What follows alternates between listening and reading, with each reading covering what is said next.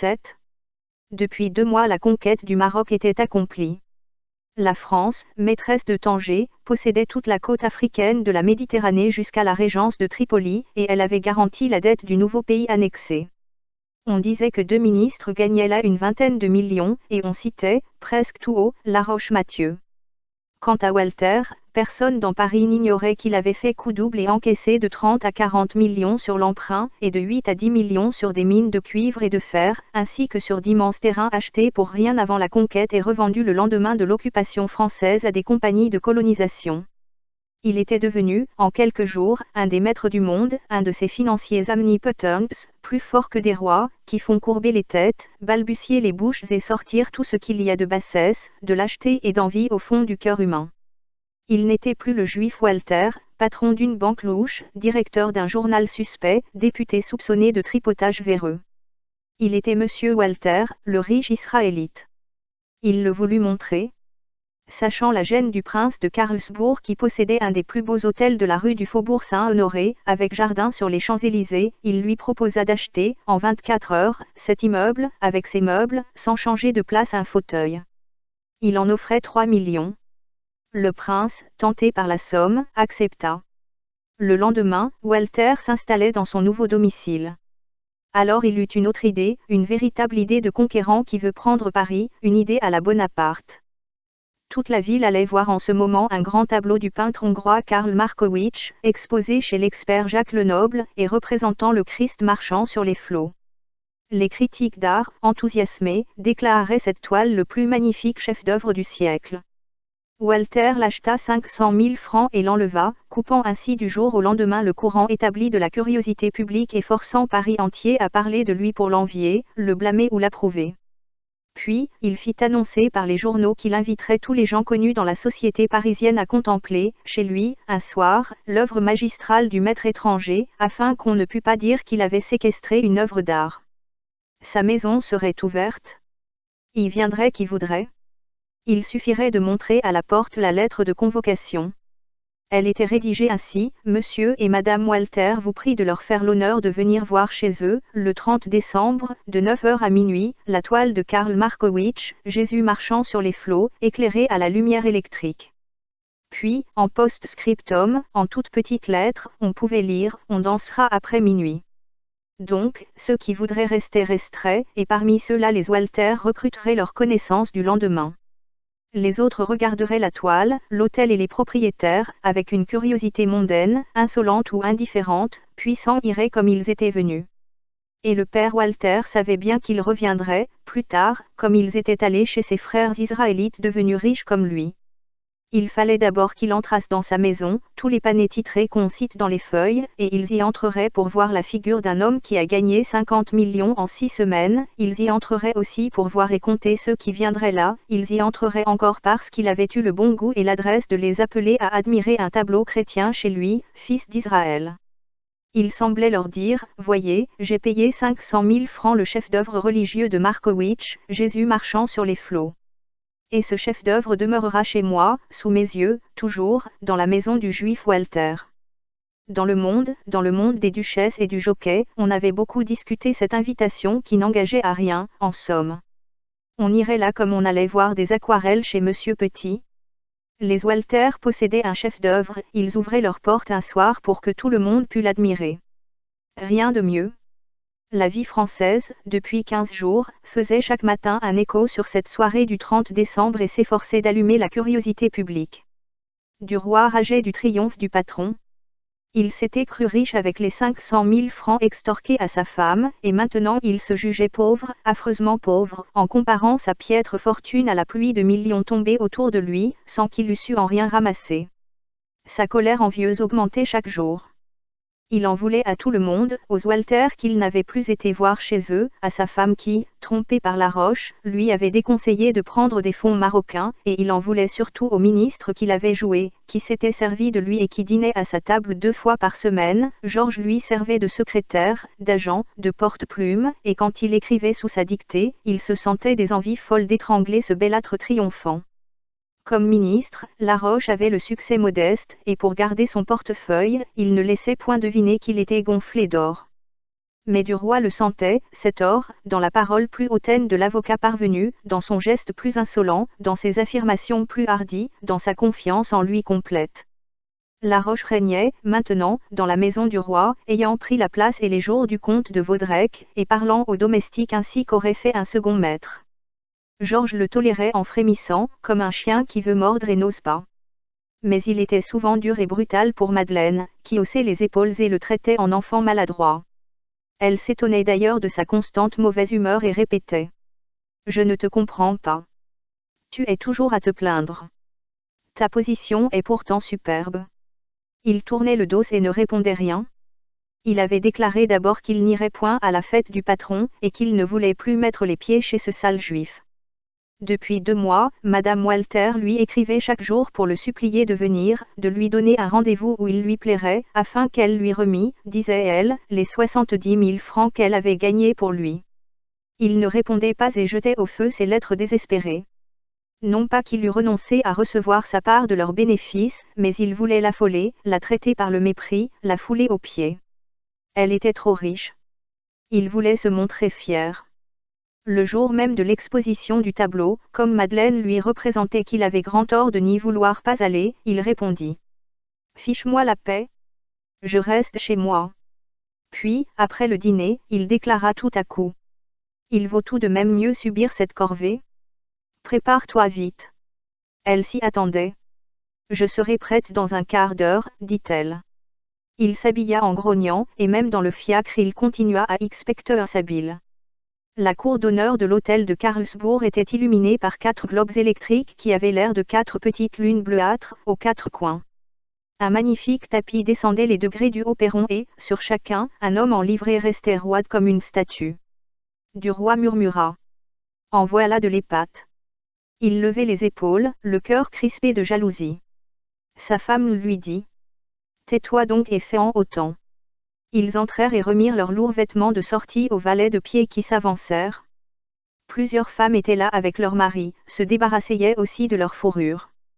On entendait murmurer, « C'est fort beau. » Fort beau.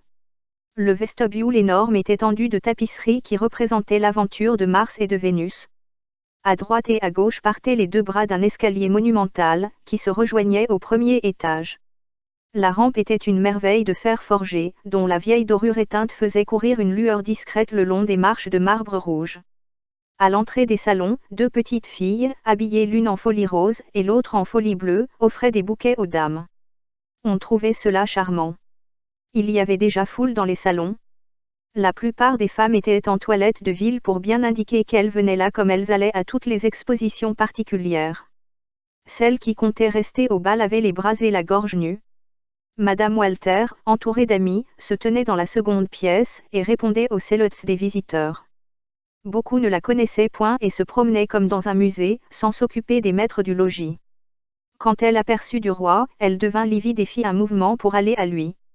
Puis elle demeura immobile, l'attendant. Il la salua avec cérémonie, tandis que Madeleine l'accablait de tendresses et de compliments. Alors Georges laissa sa femme auprès de la patronne, et il se perdit au milieu du public pour écouter les choses malveillantes qu'on devait dire, assurément. 5 salons se suivaient, tendus d'étoffes précieuses, de broderies italiennes ou de tapis d'Orient de nuances et de styles différents, et portant sur leurs murailles des tableaux de maîtres anciens. On s'arrêtait surtout pour admirer une petite pièce Louis XVI, une sorte de boudoir tout capitonné en soie à bouquet rose sur un fond bleu pâle. Les meubles bas, en bois doré, couverts d'étoffes pareilles à celles des murs, étaient d'une admirable finesse.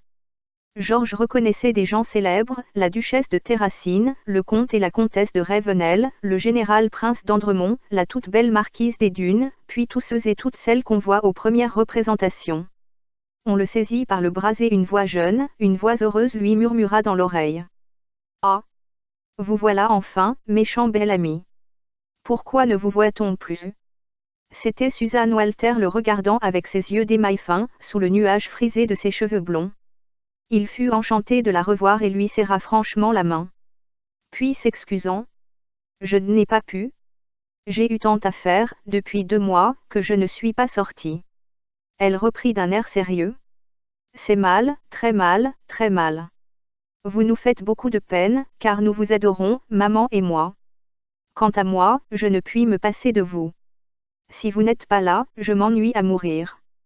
Vous voyez que je vous le dis carrément pour que vous n'ayez plus le droit de disparaître comme ça. Donnez-moi le bras, je vais vous montrer moi-même Jésus marchant sur les flots, c'est tout au fond, derrière la serre. Papa l'a mis là-bas afin qu'on soit obligé de passer partout. C'est étonnant, comme il fait le pan, papa, avec cet hôtel. Ils allaient doucement à travers la foule. On se retournait pour regarder ce beau garçon et cette ravissante poupée. Un peintre connu prononça. Tiens. Voilà un joli couple. Il est amusant comme tout. Georges pensait, si j'avais été vraiment fort, c'est celle-là que j'aurais épousée. C'était possible, pourtant. Comment n'y ai-je pas songé? Comment me suis-je laissé aller à prendre l'autre? Quelle folie! On agit toujours trop vite, on ne réfléchit jamais assez. Et l'envie amère, lui tombait dans l'âme goutte à goutte, comme un fiel qui corrompait toutes ses joies, rendait odieuse son existence. Suzanne disait. Oh! Venez souvent, belle amie, nous ferons des folies maintenant que papa est si riche. Nous nous amuserons comme des toqués. Il répondit, suivant toujours son idée. Oh! Vous allez vous marier maintenant. Vous épouserez quelque beau prince, un peu ruiné, et nous ne nous verrons plus guère. Elle s'écria avec franchise. Oh! Non, pas encore, je veux quelqu'un qui me plaise beaucoup, qui me plaise tout à fait. Je suis assez riche pour deux. Il souriait d'un sourire ironique et hautain, et il se mit à lui nommer les gens qui passaient, des gens très nobles, qui avaient vendu leurs titres rouillés à des filles de financiers comme elle, et qui vivaient maintenant près ou loin de leurs femmes, mais libres, impudents, connus et respectés. Il conclut. Je ne vous donne pas 6 mois pour vous laisser prendre à cet appât-là. Vous serez Madame la Marquise, Madame la Duchesse ou Madame la Princesse, et vous me regarderez de très haut, Manzel. Elle s'indignait, lui tapait sur le bras avec son éventail, jurait qu'elle ne se marierait que selon son cœur. Il ricanait. Nous verrons bien, vous êtes trop riche. Elle lui dit. Mais vous aussi, vous avez eu un héritage. Il fit un haut. De pitié. Parlons-en. À peine 20 000 livres de rente. Ce n'est pas lourd par le temps présent. Mais votre femme a hérité également. Oui. 1 million à nous deux. 40 000 de revenus. Nous ne pouvons même pas avoir une voiture à nous avec ça. Ils arrivaient au dernier salon, et en face d'eux s'ouvrait la serre, un large jardin d'hiver plein de grands arbres des pays chauds abritant des massifs de fleurs rares. En entrant sous cette verdure sombre où la lumière glissait comme une ondée d'argent, on respirait la fraîcheur tiède de la terre humide et un souffle lourd de parfum. C'était une étrange sensation douce, malsaine et charmante, de nature factice, énervante et molle. On marchait sur des tapis tout pareils à de la mousse entre deux épais massifs d'arbustes. Soudain Duroy aperçut à sa gauche, sous un large dôme de palmiers, un vaste bassin de marbre blanc où l'on aurait pu se baigner et sur les bords duquel 4 grands cygnes en faïence de Delft laissaient tomber l'eau de leur bec entrouvert. Le fond du bassin était sablé de poudre d'or et l'on voyait nager dedans quelques énormes poissons rouges, bizarres monstres chinois aux yeux saillants, aux écailles bordées de bleu, sortes de mandarins des ondes qui rappelaient, errants et suspendus ainsi sur ce fond d'or, les étranges broderies de là-bas. Le journaliste s'arrêta le cœur battant. Il se disait. Voilà du luxe. Voilà les maisons où il faut vivre. D'autres y sont parvenus. Pourquoi n'y arriverai-je point? Il songeait aux moyens, n'en trouvait pas sur le champ, et s'irritait de son impuissance. Sa compagne ne parlait plus, un peu songeuse. Il la regarda de côté et il pensa encore une fois, il suffisait pourtant d'épouser cette marionnette de chair. Mais Suzanne tout d'un coup parut se réveiller. Attention, dit-elle. Elle poussa Georges à travers un groupe qui barrait leur chemin, et le fit brusquement tourner à droite. Au milieu d'un bosquet de plantes singulières qui tendaient en l'air leurs feuilles tremblantes, ouvertes comme des mains aux doigts minces, on apercevait un homme immobile, debout sur la mer. L'effet était surprenant. Le tableau, dont les côtés se trouvaient cachés dans les verdures mobiles, semblait un trou noir sur un lointain fantastique et saisissant. Il fallait bien regarder pour comprendre. Le cadre coupait le milieu de la barque où se trouvaient les apôtres à peine éclairés par les rayons obliques d'une lanterne, dont l'un d'eux, assis sur le bordage, projetait toute la lumière sur Jésus qui s'en venait.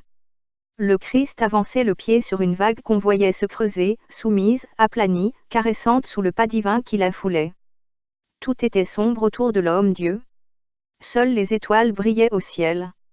Les figures des apôtres, dans la lueur vague du fanal porté par celui qui montrait le Seigneur, paraissaient convulsées par la surprise. C'était bien là l'œuvre puissante et inattendue d'un maître, une de ces œuvres qui bouleversent la pensée et vous laissent du rêve pour des années. Les gens qui regardaient cela demeuraient d'abord silencieux, puis s'en allaient, songeurs, et ne parlaient qu'ensuite de la valeur de la peinture. Duroy, l'ayant contemplé quelque temps, déclara: « C'est chic de pouvoir se payer ces bibelots-là. » Mais comme on le heurtait, en le poussant pour voir, il repartit, gardant toujours sous son bras la petite main de Suzanne qu'il serrait un peu. Elle lui demanda: « Voulez-vous boire un verre de champagne? Allons au buffet. Nous y trouverons papa. » Et ils retraversèrent lentement tous les salons où la foule grossissait, houleuse, chez elle, une foule élégante de fêtes publiques. Georges soudain crut entendre une voix prononcer: « C'est Laroche et Madame Duroy. » Ces paroles lui effleurèrent l'oreille comme ces bruits lointains qui courent dans le vent. D'où venait-elle? Il chercha de tous les côtés, et il aperçut en effet sa femme qui passait, au bras du ministre. Il causait tout bas d'une façon intime en souriant, et les yeux dans les yeux. Il s'imagina remarquer qu'on chuchotait en les regardant, et il sentit en lui une envie brutale et stupide de sauter sur ces deux êtres et de les assommer à coups de poing. Elle le rendait ridicule. Il pensa à Forestier. On disait peut-être, ce cocu de Duroy. Qui était-elle? Une petite parvenue assez adroite, mais sans grands moyens, en vérité. On venait chez lui parce qu'on le redoutait, parce qu'on le sentait fort, mais on devait parler sans gêne de ce petit ménage de journalistes. Jamais il n'irait loin avec cette femme qui faisait sa maison toujours suspecte, qui se compromettrait toujours, dont l'allure dénonçait l'intrigante. Elle serait maintenant un boulet à son pied? Ah! S'il avait deviné, s'il avait su. Comme il aurait joué un peu plus large, plus fort. Quelle belle partie il aurait pu gagner avec la petite Suzanne pour enjeu. Comment avait-il été assez aveugle pour ne pas comprendre ça? Ils arrivaient à la salle à manger, une immense pièce à colonnes de marbre, aux murs tendus de vieux gobelins. Walter aperçut son chroniqueur et s'élança pour lui prendre les mains. Il était ivre de joie. « Avez-vous tout vu? » dit Suzanne, lui as-tu tout montré? Que de monde, n'est-ce pas, belle amie? Avez-vous vu le prince de Guerche? Il est venu boire un verre de punch, tout à l'heure. Puis il s'élança vers le sénateur Rissolin qui traînait sa femme étourdie et ornée comme une boutique foraine. Un monsieur saluait Suzanne, un grand garçon mince, à favoris blond, un peu chauve, avec cet air mondain qu'on reconnaît partout. Georges l'entendit nommer, le marquis de Cazolles, et il fut brusquement jaloux de cet homme. Depuis quand le connaissait elle? Depuis sa fortune sans doute. Il devinait un prétendant. On le prit par le bras. C'était Norbert de Varenne. Le vieux poète promenait ses cheveux gras et son habit fatigué d'un air indifférent et las. Voilà ce qu'on appelle s'amuser, dit-il. Tout à l'heure on dansera, et puis on se couchera, et les petites filles seront contentes. Prenez du champagne, il est excellent. Il se fit emplir un verre et, saluant Duroy qui en avait pris un autre. Je bois à la revanche de l'esprit sur les millions. Puis il ajouta, d'une voix douce. Non pas qu'il me gêne chez les autres ou que je leur en veuille. Mais je proteste par principe. Georges ne l'écoutait plus. Il cherchait Suzanne qui venait de disparaître avec le marquis de Cazolles, et quittant brusquement Norbert de Varenne, il se mit à la poursuite de la jeune fille. Une cohue épaisse qui voulait boire l'arrêta. Comme il l'avait enfin franchi, il se trouva nez à nez avec le ménage de Marelle. Il voyait toujours la femme, mais il n'avait pas rencontré depuis longtemps le mari, qui lui saisit les deux mains. « Que je vous remercie, mon cher, du conseil que vous m'avez fait donner par Clotilde.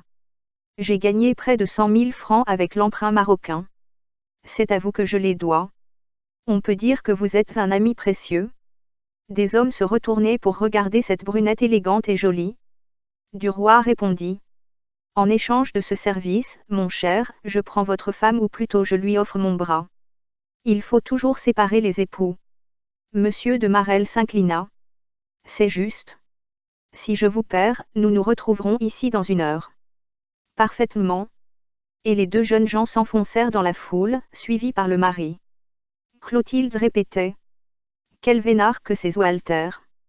Ce que c'est tout de même que d'avoir l'intelligence des affaires. Georges répondit. Bah. Les hommes forts arrivent toujours, soit par un moyen, soit par un autre. Elle reprit. Voilà 2 filles qui auront de 20 à 30 millions chacune. Sans compter que Suzanne est jolie. Il ne dit rien. Sa propre pensée sortie d'une autre bouche l'irritait. Elle n'avait pas encore vu Jésus marchant sur les flots. Il proposa de l'y conduire. Il s'amusait à dire du mal des gens, à se moquer des figures inconnues. Saint-Potin passa près d'eux, portant sur le revers de son habit des décorations nombreuses, ce qui les amusa beaucoup. Un ancien ambassadeur, venant derrière, montrait une brochette moins garnie. Du roi déclara. Quelle salade de société! Boisse-Renard, qui lui serra la main, avait aussi orné sa boutonnière de rubans vert et jaune sorti le jour du duel. La vicomtesse de Percemur, énorme et parée, causait avec un duc dans le petit boudoir Louis XVI. Georges murmura. Un tête-à-tête galant.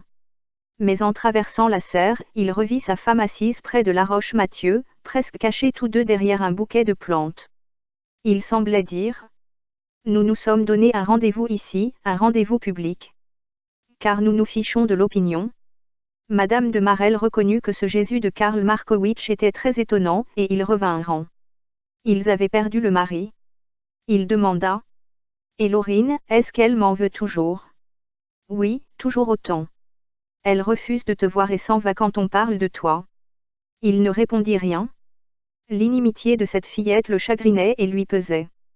Suzanne les saisit au détour d'une porte, criant. Ah! Vous voilà? Eh bien, belle amie, vous allez rester seule. J'enlève la belle Clotilde pour lui montrer ma chambre. Et les 2 femmes s'en allèrent, d'un pas pressé, glissant à travers le monde, de ce mouvement onduleux, de ce mouvement de couleuvre qu'elles savent prendre dans les foules. Presque aussitôt une voix murmura, Georges. C'était Madame Walter. Elle reprit très bas, oh. Que vous êtes férocement cruel. Que vous me faites souffrir inutilement. J'ai chargé Suzette d'emmener celle qui vous accompagnait afin de pouvoir vous dire un mot. Écoutez, il faut que je vous parle ce soir, ou bien, vous ne savez pas ce que je ferai. Allez dans la serre. Vous y trouverez une porte à gauche et vous sortirez dans le jardin. Suivez l'allée qui est en face. Tout au bout vous verrez une tonnelle. Attendez-moi là dans 10 minutes. Si vous ne voulez pas, je vous jure que je fais un scandale, ici, tout de suite. Il répondit avec hauteur. Soit. J'y serai dans 10 minutes à l'endroit que vous m'indiquez. Et ils se séparèrent. Mais Jacques Rival faillit le mettre en retard. Il l'avait pris par le bras et lui racontait un tas de choses avec l'air très exalté. Il venait sans doute du buffet. Enfin du roi le laissa aux mains de Monsieur de Marelle retrouvé entre 2 portes et il s'enfuit. Il lui fallut encore prendre garde de n'être pas vu par sa femme et par la roche. Il y parvint, car il semblait fort animé, et il se trouva dans le jardin. L'air froid le saisit comme un bain de glace. Il pensa. Christi, je vais attraper un rhume, et il mit son mouchoir à son cou en manière de cravate. Puis il suivit à pas lents l'allée, y voyant mal au sortir de la grande lumière des salons. Il distinguait à sa droite et à sa gauche des arbustes sans feuilles dont les branches menues frémissaient. Des lueurs grises passaient dans ses ramures, des lueurs venues des fenêtres de l'hôtel. Il aperçut quelque chose de blanc, au milieu du chemin, devant lui, et Madame Walter, les bras nus, la gorge nue, balbutia d'une voix frémissante. Ah! Te voilà? Tu veux donc me tuer? Il répondit tranquillement.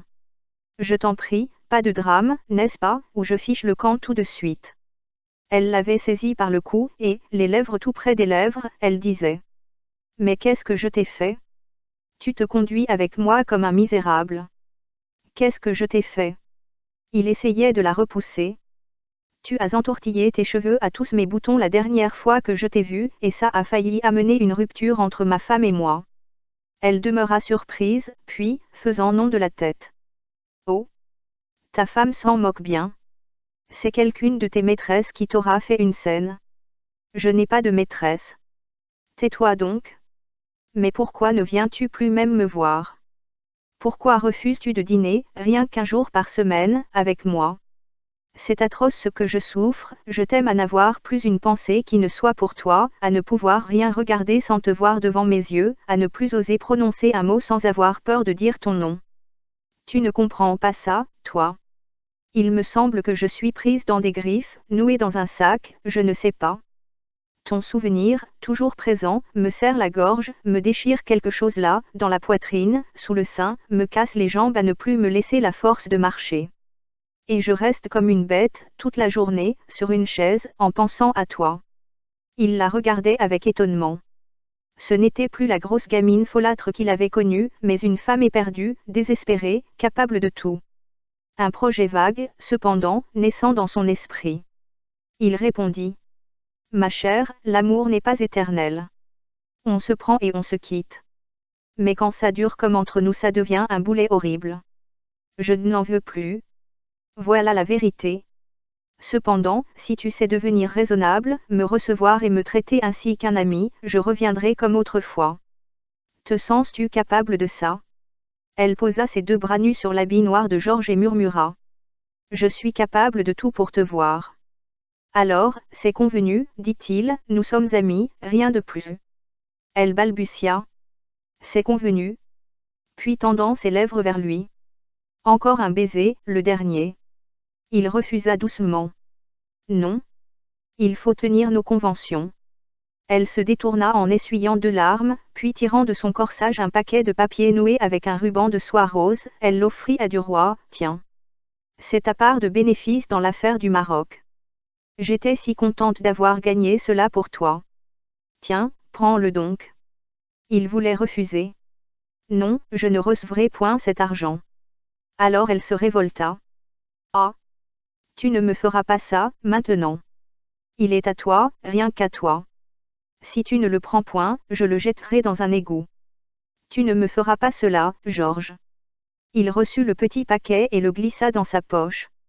Il faut rentrer, dit-il, tu vas attraper une fluxion de poitrine. Elle murmura. Tant mieux. Si je pouvais mourir. Elle lui prit une main, la baisa avec passion, avec rage, avec désespoir, et elle se sauva vers l'hôtel. Il revint doucement, en réfléchissant. Puis il rentra dans la serre, le front hautain, la lèvre souriante. Sa femme et Laroche n'étaient plus là. La foule diminuait. Il devenait évident qu'on ne resterait pas au bal. Il aperçut Suzanne qui tenait le bras de sa sœur. Elles vinrent vers lui toutes les deux pour lui demander de danser le premier quadrille avec le comte de la Tour-Yvelin. Il s'étonna. Qu'est-ce encore que celui-là? Suzanne répondit avec malice. C'est un nouvel ami de ma sœur. Rose rougit et murmura. Tu es méchante, Suzette, ce monsieur n'est pas plus mon ami que le tien. L'autre souriait. Je m'entends? Rose, fâchée, leur tourna le dos et s'éloigna. Duroy prit familièrement le coude de la jeune fille restée près de lui et de sa voix caressante. Écoutez, ma chère petite, me croyez-vous bien votre amie? Mais oui, belle amie. Vous avez confiance en moi? Tout à fait. Vous vous rappelez ce que je vous disais tantôt? À propos de quoi? À propos de votre mariage, ou plutôt de l'homme que vous épouserez. Oui. Eh bien, voulez-vous me promettre une chose? Oui, mais quoi? C'est de me consulter toutes les fois qu'on demandera votre main, et de n'accepter personne sans avoir pris mon avis. Oui, je veux bien. Et c'est un secret entre nous deux? Pas un mot de ça à votre père ni à votre mère? Pas un mot? C'est juré? C'est juré? Rival arrivait, l'air affairé. Mademoiselle, votre papa vous demande pour le bal. Elle dit. Allons, belle amie. Mais il refusa, décidé à partir tout de suite, voulant être seul pour penser. Trop de choses nouvelles venaient de pénétrer dans son esprit et il se mit à chercher sa femme. Au bout de quelque temps il l'aperçut qui buvait du chocolat, au buffet, avec 2 messieurs inconnus. Elle leur présenta son mari, sans les nommer à lui. Après quelques instants il demanda. Partons-nous? Quand tu voudras. Elle prit son bras et ils retraversèrent les salons où le public devenait rare. Elle demanda. Où est la patronne? Je voudrais lui dire adieu. C'est inutile. Elle essaierait de nous garder au bas les gens et assez. C'est vrai, tu as raison. Tout le long de la route ils furent silencieux. Mais, aussitôt rentrés en leur chambre, Madeleine souriante lui dit, sans même ôter son voile. Tu ne sais pas, j'ai une surprise pour toi. Il grogna avec mauvaise humeur. Quoi donc? Devine. Je ne ferai pas cet effort. Eh bien, c'est après-demain le 1er janvier. Oui. C'est le moment des étrennes. Oui. Voici les tiennes, que Laroche m'a remises tout à l'heure. Elle lui présenta une petite boîte noire qui semblait un écrin à bijoux. Il l'ouvrit avec indifférence et aperçut la croix de la Légion d'honneur. Il devint un peu pâle, puis il sourit et déclara. J'aurais préféré 10 millions. Cela ne lui coûte pas cher. Elle s'attendait à un transport de joie, et elle fut irritée de cette froideur. Tu es vraiment incroyable. Rien ne te satisfait maintenant. Il répondit tranquillement. Cet homme ne fait que payer sa dette. Et il me doit encore beaucoup. Elle fut étonnée de son accent, et reprit. C'est pourtant beau, à ton âge. Il déclara. Tout est relatif. Je pourrais avoir davantage, aujourd'hui.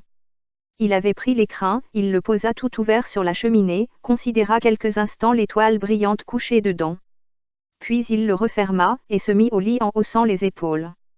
L'officiel du Janvier annonça, en effet, la nomination de M. Prosper Georges Duroy, publiciste, au grade de chevalier de la Légion d'honneur, pour services exceptionnels. Le nom était écrit en 2 mots, ce qui fit à Georges plus de plaisir que la décoration même. 1 heure après avoir lu cette nouvelle devenue publique, il reçut un mot de la patronne qui le suppliait de venir dîner chez elle, le soir même, avec sa femme, pour fêter cette distinction. Il hésita quelques minutes, puis jetant au feu ce billet écrit en termes ambigus, il dit à Madeleine, « Nous dînerons ce soir chez les Walter. » Elle fut étonnée. « Tiens.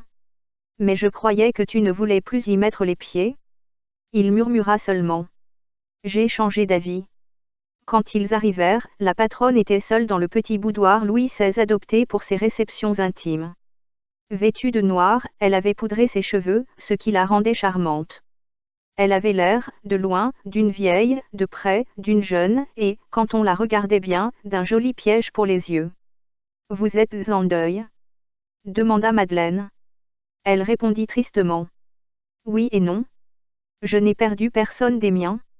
Mais je suis arrivée à l'âge où on fait le deuil de sa vie. Je le porte aujourd'hui pour l'inaugurer. Désormais je le porterai dans mon cœur. » Duroy pensa, ça tiendra-t-il, cette résolution-là. Le dîner fut un peu morne. Seule Suzanne bavardait sans cesse. Rose semblait préoccupée. On félicita beaucoup le journaliste. Le soir on s'en alla, errant et causant, par les salons et par la serre. Comme Duroy marchait derrière, avec la patronne, elle le retint par le bras. « Écoutez, dit-elle à voix basse. Je ne vous parlerai plus de rien, jamais. Mais venez me voir, Georges. Vous voyez que je ne vous tutoie plus. Il m'est impossible de vivre sans vous, impossible. C'est une torture inimaginable. Je vous sens, je vous garde dans mes yeux, dans mon cœur et dans ma chair tout le jour et toute la nuit. C'est comme si vous m'aviez fait boire un poison qui me rongerait en dedans. Je ne puis pas. Non. Je ne puis pas. Je veux bien être pour vous qu'une vieille femme. Je me suis mise en cheveux blancs pour vous le montrer, mais venez ici, venez de temps en temps, en amie. » Elle lui avait pris la main et elle la serrait, la broyait, enfonçant ses ongles dans sa chair.